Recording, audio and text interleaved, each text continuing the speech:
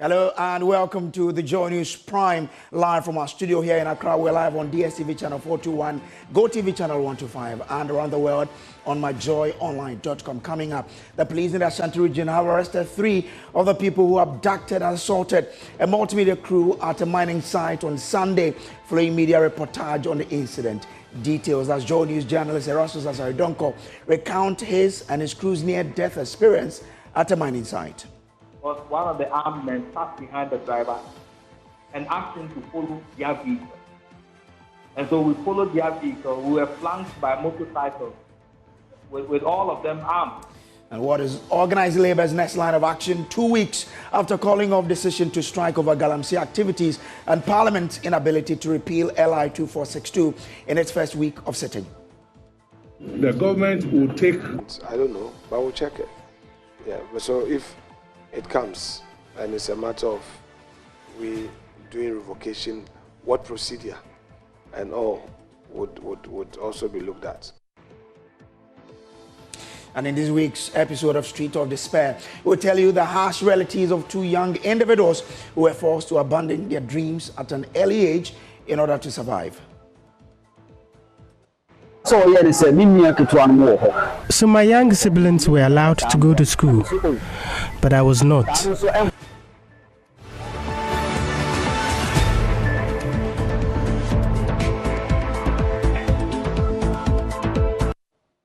Well, the police in the Ashanti region have today arrested 3 of the persons behind the abduction and assaulting of a multimedia crew over the weekend. Joy News journalist Erastus Asaridonko and 3 other members of the Kumasi cluster of Multimedia were subjected to violent attacks by miners at Asumenya near Mansunkron in the Ashanti region on Sunday, 20th October 2024.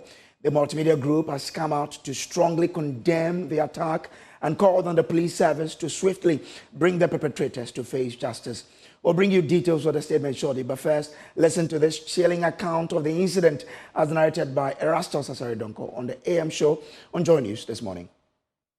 Well, they accosted us, and I would say they arrested us, because then they took hold of everything we had. They ran a body search on each of us, took our phones, took everything we had in our pockets, the drone, the camera, and everything, and they forced us into our own vehicle, because one of the armed men sat behind the driver and asked him to follow their vehicle. And so we followed their vehicle. We were flanked by motorcycles with all of them armed. A vehicle behind us with armed people, a vehicle ahead of us, so we were sandwiched in between. And they said we were going to the next town. When we reached the next town, they bypassed the next town and was going into the bush. So I got scared and asked them, "Where are you taking us?" They wouldn't tell us. They said, if the driver will not drive, they will force him out and bring their driver to drive it. And this was at a gunpoint. So I had to tell the driver to cooperate, go with them. So we followed them. We drove for about another 20 minutes. We reached a secluded forest area, and then they asked us to get down. That was where I got scared, because when you say we could get down, are you going to shoot us? What are you going to do? So I was trying to find out from the gentleman, and then I received 2 hot slaps that I was asking stupid questions. I should get out. So I got out. Can you identify the one who slapped you? Apple ID. So they format my phone. I said, why would you want to format my phone? He said, I'm taking pictures of the mining site, and so they want to delete it. I said, fine. If you want to delete the pictures I've taken, which is unlawful, but I will still open the phone for you to do that. But to say you are formatting my phone and clearing everything, that one I disagree. So at this point, I got another 2 hot slaps from behind. Who was this person slapping you? Do you know? Everybody. One will come, will slap you. The other one will come, will punch you in the face. Just like that. They asked of our names and our designation. We gave it to them. They knew who we were. They even, at a point, removed the Joy News jacket from me. And until now, I still don't have it. It's with them. Wow. How, I mean, these things are always at a point you realized that anything could have happened. Your life could have been taken by these gentlemen. You were afraid for your life and that of your crew. How has that impacted you? How has that traumatized you? In fact, it's scary to think that just by doing your job, you could fall into that near death experience. And when they asked us to get down in that bush, you know, it was like they were going to shoot us, gun us down. So that was what was going through my mind. And I wouldn't want to get out of the vehicle. And I kept asking them what they were going to do. And I think that infuriated them. But at the end of it all, they took the SD cards from the drone, from the camera. I think their motive was to prevent whatever they were doing on that mining site, which was totally criminal and evil, from going out. And so they took the SD cards, they formatted some of our phones, they deleted some from my phone as well. But what's important is that they took the drone battery, 5 of them. It was in a bag with a Lenovo tablet, which we use to run the drone. These are expensive tools that we use, and until now we don't have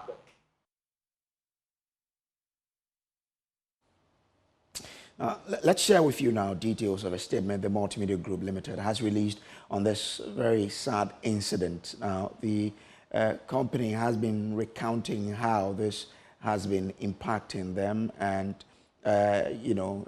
saying that they renounce what exactly happened. And the company has asked the police to ensure that the perpetrators are brought to justice and no member of the journalism fraternity should be subjected to such a treatment for doing his or her work. You all know how galamsey or illegal mining is impacting on the environment. So no journalist doing this should be taken or should be made to go through this ordeal. Now, the Multimedia Group Limited says it strongly condemns the violent attack on 4 team members by armed men at Asumenya near Mansonkran in the Ashanti region on Sunday, 20th October 2024. The team was covering the recent resurgence of destruction in part of the newly restored Asumenya Forest Reserve through Galamsey, as well as the pollution of streams feeding into the Ankobra River. Now, it continues to say that the group members, during their assignment, more than 10 heavily armed men wielding pump-action guns attacked and assaulted the crew, forcibly abducted them to a remote location, subjected them to physical abuse, and later abandoned them at the remote location. Now, the attackers also took away items including SD cards and drone batteries after deleting footage of the investigation on all devices. The matter has been reported to the police, and we appreciate the swift action initiated by the Inspector General of Police, IGP, in attempting to apprehend the attackers.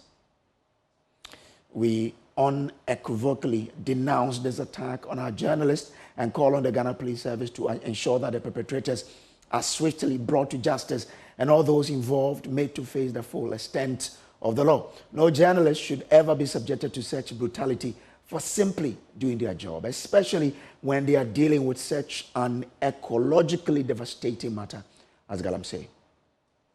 As the fourth estate of the realm, journalism plays a vital role in highlighting issues that affect our society. It is in this light that we call for greater protection of journalists across the country. So that is a statement from the Multimedia Group. Joining me now via Zoom is Kofi Edu-Domfe, who is editor, Love News. Kofi, I'm grateful to you for joining us. We understand that some people have been picked up. Can you confirm that for us? Yes, Kojo. This morning we received a call for the crew to return to Bekwai, where the assaulted Joy News crew members met with the Bekwai police commander. Our crew joined a team of police officers led by the Manson Edubia district police commander to return to the site where the assault took place. But there was no one as at the time they arrived there at the scene. But the commander would not want the officers to travel further from where the incident actually occurred. And he was giving the excuse that their new keeper vehicles couldn't travel that far, so they couldn't move further. But before going to site, the police said 3 people had been arrested, and 2 of them were identified by Erastus as being part of those who actually assaulted them. So that's the information we have so far. So have they been given assurances as to how the rest of the team will be apprehended? No information yet. Interestingly, when they were on site, the commander gave specific instruction that our crew could not even take pictures of the degraded site, and that got the team worried. Whilst we are getting the cooperation in their investigations, what we demanded or requested from the police is to let us retrieve our drone batteries, the headset, tablet, and the backpack that also contained the drone certificates, which were confiscated by the armed men. But as it sits now, we are yet to get the headway as to how the investigations will pan out. Have we been able to get the name of this particular company undertaking this activity? They according to the armed men who assaulted the crew members, they claim to be working for the Mantelium Resources Limited, Mantelium Resources Limited, and this is a site at the Esumenya, close to Mansunkran here in the Ashanti region. That's the information we have about the company. But are your members okay? How are they faring now? All 4 of them received very heavy slaps, as Erastus was narrating, and some knocks on their bodies from the heavily built men. They have received some medical attention, but some of them, including Erastus, are to return for additional checkup, especially on the eye. He's currently having some challenges with one of the eyes, and he needs to go for additional medical checkups to ensure that he is safe and sound. Kofi, I'm grateful to you for joining us here. Now, let's bring in Suleiman Abrahima, who is Executive Director for the Media Foundation for West Africa. Sule, I'm grateful to you for joining us here. Now, how does this come to you? What do you think ought to happen to ensure this does not happen again? Well, certainly this is a very, very horrific development. And it's a clear case of a manifestation of the culture of impunity that we've nurtured over the years. And we've gotten to a point where people believe they can always take the law into their hands so long as they are connected, so long as they are rich, so long as they are wealthy, they can do just anything. Well, on this occasion, I think that this presents one instance where we collectively have to act. And by action, I don't mean our usual statements to condemn incidents and all of that, but by pushing to make sure that the law actually works and takes effect, and those behind this brutality are brought to justice.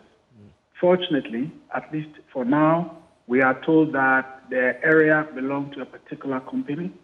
We need to know who are the owners of this company. Erastus says these guys were armed with pump-action guns. The question is, who armed them? Are these weapons registered?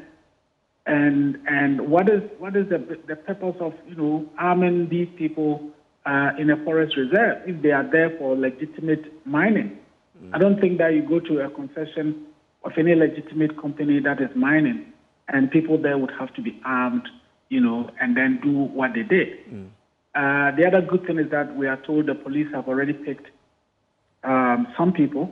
I believe that those people would help in investigation to be able to identify who the other perpetrators are. And as I said, of course, it's not even just these people who committed this horrendous crime, but it's also about establishing whether or not this company was engaged in, lawful mining. Okay. Do they have the license to mine in that area? And these days, we can just basically use a number of systems to authenticate that. So it's terrible, and we must collectively act to ensure that justice is done. Mr. Ibrahim, I'm grateful to you for joining us here. Thank you very much. It's also been 2 weeks since organized labor, led by Trade Union Congress, called off its planned demonstration to push President Kofi into taking decisive action on the Galamsey menace. Now, organized labor, after an assurance from the government, including the promise to repeal the legislative instrument 2462, decided to give the government to deal with the menace. Now, we know the Lands and Natural Resources Minister, in collaboration with the security agencies and regional ministers, sent security men to crack the whip. But tonight, the question we ask is, 2 weeks on, what does organized labor make of the government's effort so far? First, here is the News Desk report on events leading to labor's final decision to back down. Our strike remain unchanged.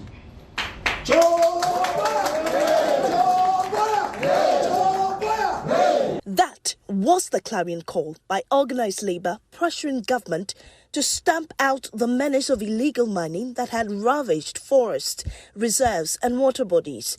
They mirrored the nation's anger, signaling that they were unprepared to back down until the following demands were met. The government will collaborate with organized labor and the stakeholders in the fight against Galamsey. Number two, the government will take steps when Parliament reconvenes this month to revoke the Mining and Forest Reserve Regulation 2023 LI 2462. Again, government would ramp up its enforcement measures, particularly prohibiting the mining in water bodies and forest areas. However, the demonstration, which was widely anticipated, was suspended just a day before its start. Labour leaders announced that they had received assurances from government that it would address their list of demands. Chief among them would be the repeal of the legislative instrument 2462, which legalizes mining in forest reserves. Following this meeting, government offered enhanced and time-bound measures in respect of our demands and the fight against illegal mining. Organized labor has therefore decided to suspend the intended strike action. We are calling all workers to report for work on 10th of October 2024. But the crux in labor was deep. UTAG was livid about the turn of events, insisting that it was a wrong move. After those teetering 2 weeks, it appears that government's promises have not been fully realized. While some action has been taken, such as the deployment of military personnel to known Galamsey hotspots, these measures seem far from comprehensive. But the real question is, where is organized labor? Have they gone to sleep? Well, Parliament has also yet to begin any step to repeal the LI 2462, which allows for mining in forest reserves. Listen to Majority Leader Alexander Afenyo-Markin when he spoke to the media in Parliament last week. Matters that come to Parliament will be dealt with. I mean, I would check on the instrument, but I've been finding out when it comes to enactment, we have the power of revocation through repeal and all. I'm still learning whether subsidiary law would require any action by Parliament when same is being revoked. We still learn. The law is always at large, so I'm still trying to research on whether executive instruments or legislative instruments will come and all that. But I'm sure bringing it to Parliament, I don't know, but we'll check it. Yeah. So if it comes and it's a matter of we doing revocation, what procedure and all would also be looked at. So you'll get to be updated on that.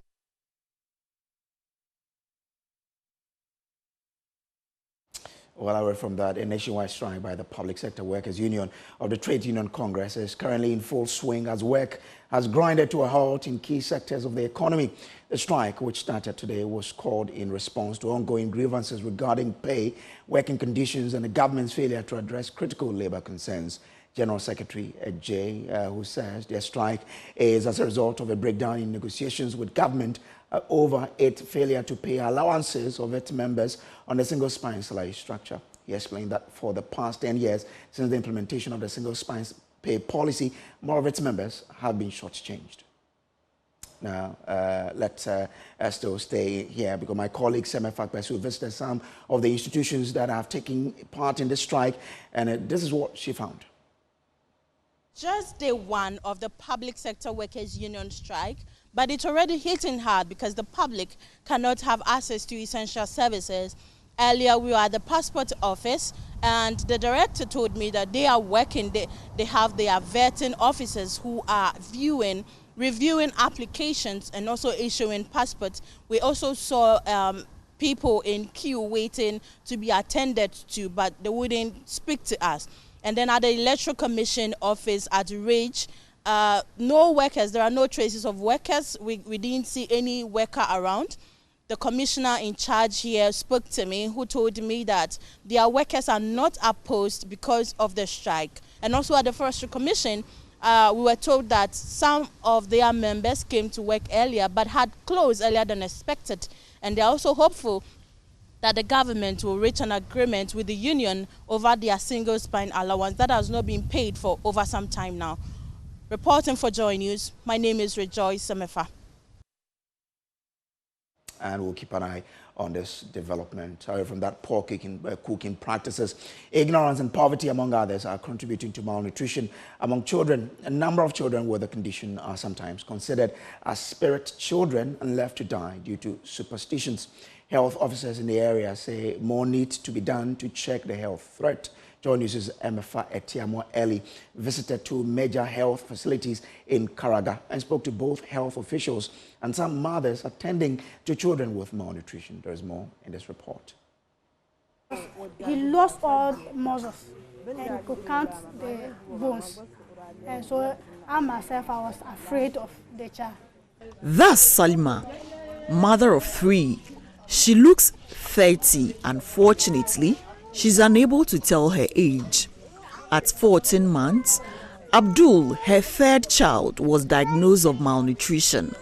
This was when community health officials visited her home. I did not know what was wrong with my child. I've gone all kind of treatment places, but I did not know it was malnourished. The child was malnourished until this year issue. Maria Dengiba is a nutrition officer at Karaga Health Center. She believes children born in households that practice communal cooking suffer the most. In communal cooking, a woman cooks to feed a household of not less than 20 people for at least 3 days. She bears the cost of ingredients needed for the food. That communal cooking, the ingredients is few people that support their wives with ingredients. So if the quantity of food with little protein, definitely the child will be the one who suffer the whole thing. It's been a little over 6 months since Abdul was rolled onto a nutritional program at Karaga Health Center. A ready-to-use therapeutic food called plumpy nuts and other nutritional supplements provided by UNICEF and its donor partners saved Abdul's life. The change was drastic. Before I came to health center, the child used not to walk. The child used not to move. But when I came and took the plumpy nut, now the child can go out and roam and come back. Organizations like UNICEF expect that local efforts can be made to sustain gains chalked under the interventions implemented to prevent reoccurrence. Pobila Ofuswapia is a nutrition specialist with UNICEF. One of the key ingredients for treating severe acute malnutrition was the ready-to-use therapeutic food. And UNICEF is working hand in hand with other partners, advocating for this to be included in the essential drug list. At just 5 years old, Ernest Obokun was forced to abandon his dreams of becoming a medical doctor told to quit school and rear livestock instead. In a similarly tragic twist, Kofi Apia also found himself on the street, fleeing the neglect he faced at home. In this episode of Street of Despair, Clinton Yeboah explores the stories of these survivors whose lives reflect the harsh realities of family abandonment. Here is Ernest, but that's not his birth name. Born as Opokusomi in the Wa Municipal District in Ghana's Upper West region, the then 16-year-old changed his name to shed the memories of neglect and rejection he has endured from his own family. At an ambitious age of 5, he was told blatantly to quit school and rear sheep and goats. A young boy convinced of becoming a medical doctor in the future. Now at 30, he tells a story of hardship and abandonment from family. So my young siblings were allowed to go to school, but I was not. I resisted my exemption. I cried. His life took a dramatic turn when he had to forgo his ambition and survive as a trotro mate, enduring long hours and sheltering in the bars for 5 long years. 5 years, and I had still not been taught how to drive. I realized I was wasting time. At least,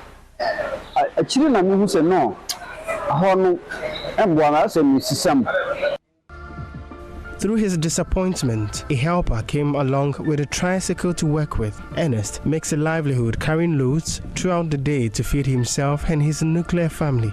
I can say the man has been a savior. Left to my family alone, my life would have been still.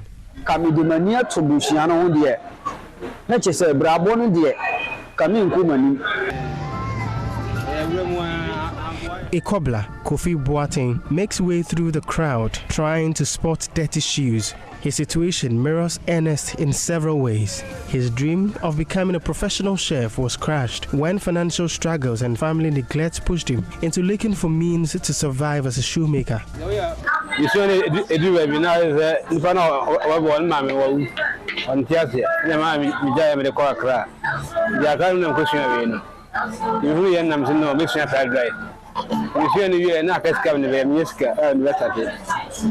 I couldn't continue after I trained as a chef, so I stopped to scout for a livelihood with no support at all.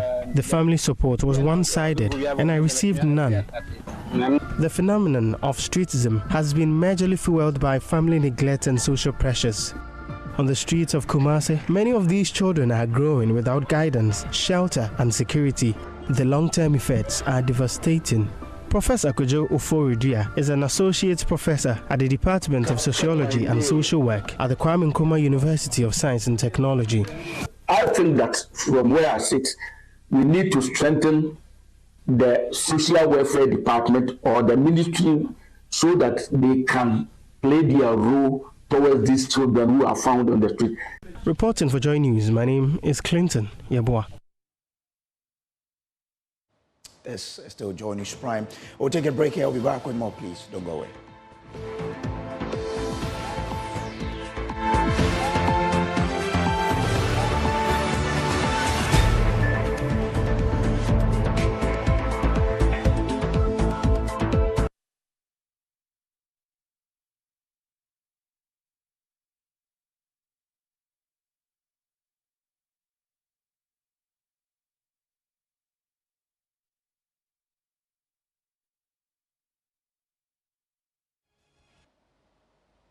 Let's do Election Headquarters now, and that is brought to you by Petrosol Platinum Energy, Energizing Dreams, the Chartered Institute of Management Accountant, the American Institute of Certified Public Accountant, together as the Association of International Certified Professional Accountants, also by the German Ozone Medical Center, Alternative Therapy, Dental Wellness and Beauty, Chopbox Technologies, a convenience service, and Youth Bridge Foundation, bridging the gap for positive youth development. Now, today, some prospective first-time voters at Kwame Nkrumah Circle fear they may be unable to participate in the upcoming elections after city authorities raided where they call home, the street, and burnt their belongings, including voter ID cards. For many of these young men and women, it would have been their first time voting, a significant moment now threatened by their precarious living conditions. They've been speaking to Lois Shola Adeyemi on our latest episode of Just Turned 18 show.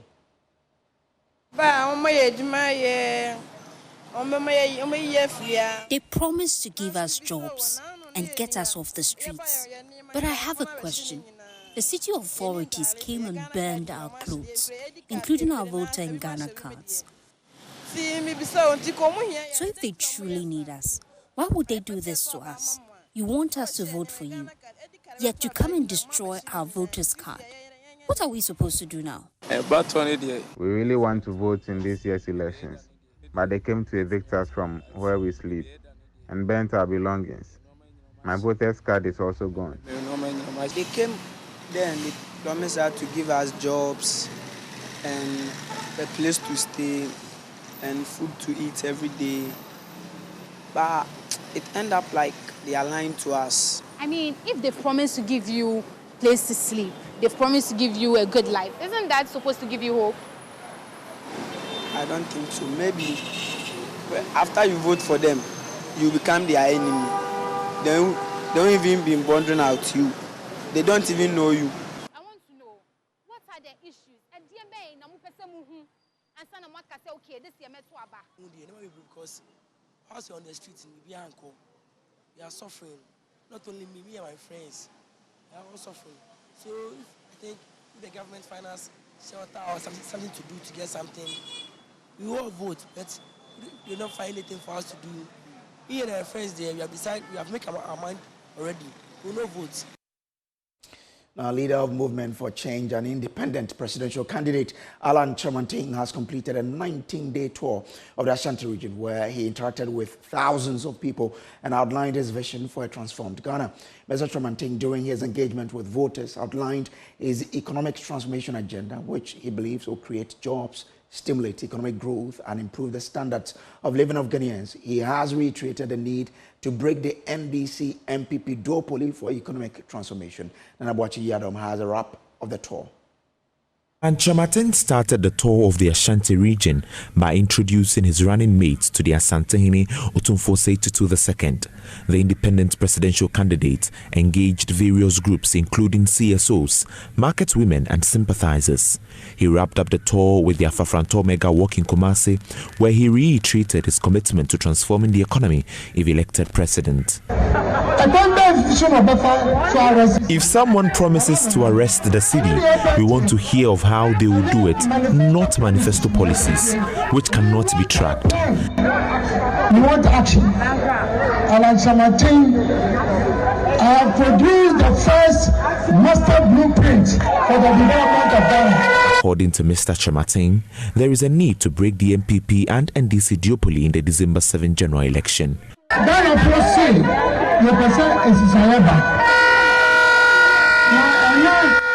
Ghanaians want change.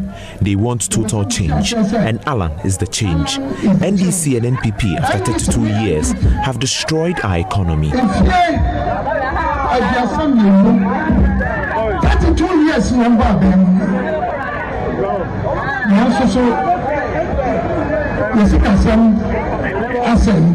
The tour of the Ashanti region, according to his team, is successful and necessary as it may help secure enough votes from the region to win the presidential election. For Joy News, Nana Boachi Yadom, Kumasi. A youth organizer of the new Patriotic Party in the Ejira constituency, Abdul Rahman Hudu, has sustained injuries to his head and back in alleged assault on live radio. A video in circulation captures the NPP youth organizer attempting to defend himself after being attacked by a co-panelist of the National Democratic Congress, Osman Abu Bakari Sadiq. Police in the Ejira municipality invited the suspect after the filing of an official complaint. And Yao Jima has more in the following report. The NPP youth organizer for the Ejira constituency, Abdul Rahman Hudu, claims the co-panelist used a pen to inflict a wound in his face. Speaking to Joy News, he claims to have been punched in the face and parts of the body. He further alleged the suspect hit his back with an object, a pain he continues to feel. Hudu refused to grant a recorded interview, but says he is pained all over his body. Former communications director of the NPP, Kofi, says the NPP has taken notice of pockets of violence being perpetrated in some constituencies against NPP members. We are not in a brutal state. It's about the law. So the law will take its own course. But as I rightly say that, there is a limit to human endurance. As they are doing this, you shouldn't lose sight of the fact that these people, they have developed this penchant or to notoriety for arrogance, for aggression, for violence. Meanwhile, the suspect was invited by the police on Saturday for a statement to be taken as part of investigations. Joy News sources revealed the police at the Ashanti Regional Command are moving to take over the matter. For Joy News, Nanaya Jima, Kumasi. A flag bearer of the governing New Patriotic Party, Dr. Mahamudu Bawumia, is being promising to tackle Ghana's unemployment rate with job creation agenda through his government's Buy Ghana First policy. According to him, this policy will be backed by law and government agencies will be bound by the law to buy from companies in Ghana. We'll hear from him shortly, but first, here is Togbi Kokroko Anansi Titiriku, the 13th acting prominent chief of Japan traditional area, pleading with Dr. Bawumia to do all he can to revamp the Volta Star Textiles factory when he's elected president. Excellency, as you continue your campaign and prepare to lead our great nation, we wish to assure you of the support and prayers of the chiefs and people of Kofi. We are confident that your leadership will bring about a new chapter of progress and development for our region, ensuring that North Togo becomes a significant contributor to Ghana's national prosperity. We know that you are no stranger to the challenges facing this business, and we trust that as you seek the highest office in the land, North Togo will remain a priority in your plans for a more inclusive and prosperous Ghana. We're going to hear from Dr. Mahamudu Bawumia, who says his Buy Ghana First policy will provide solution for all manufacturing companies in Ghana. To support all Ghanaian manufacturers. And that policy is the Buy Ghana First policy. I'm going to back it with law. Buy Ghana First policy. Which means that for all the things that government buys, and government buys a lot, the law will require that you buy Ghana first. If there is a company making that product in Ghana, you have to first source that particular product from the Ghanaian company. And if we are not able to produce it in Ghana, that is the only time you are allowed to look outside to buy that good. And I believe that if we do the Buy Ghana First policy, companies like the Volta Star Textiles will survive. Well, NDC presidential candidate John Mahama has raised concerns about what he says is the exclusion of allodial landowners in the new Sagleme housing project deal. He said a future NDC government would review the current agreement to ensure the active involvement of the local people. Maxwell Agbagba has more from the first day of John Mahama's tour, where he responded to President Kofi challenge to him on Galamsey and free SHS and the NDC's new status in Parliament.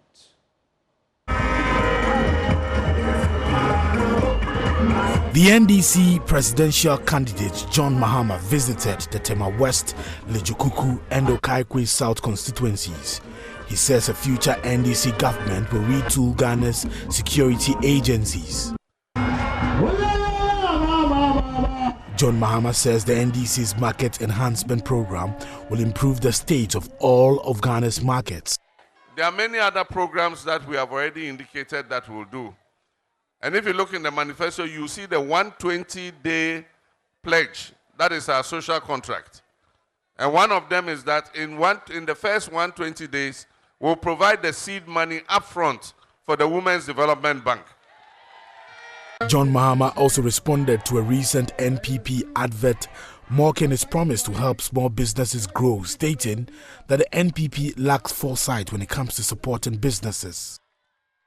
The other time, I said that if you wanted to be a baker, we'll help you with the equipment. The other time I said we were going to help small businesses to grow. If you want to be a baker, we will support you with the flour, money and everything you need. And I said those who want to start a poultry farm, we will help them with the hen coop and the chicks and the money to take care of the chicks. When they grow and lay eggs, they will make money when they sell the eggs and the fowl. Our friends in the NPP have done an advert mocking what I said. But they did not know even advanced countries reached that status through small and medium enterprises.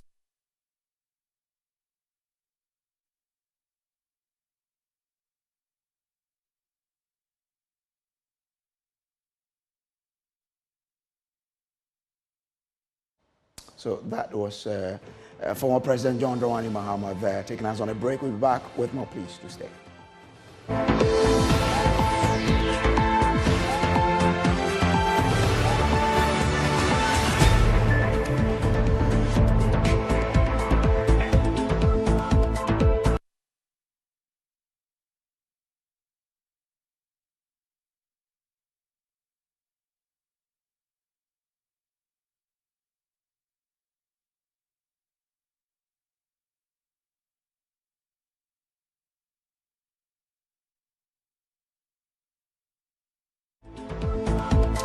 Well, and that's it for the bulletin for today. There's more news on myjoyonline.com. Go on there and get to read all the stories that we have for you here on the channel. My name is Samuel Brace. Coming up next is Winston Taki with Prime Business. Do have a pleasant evening.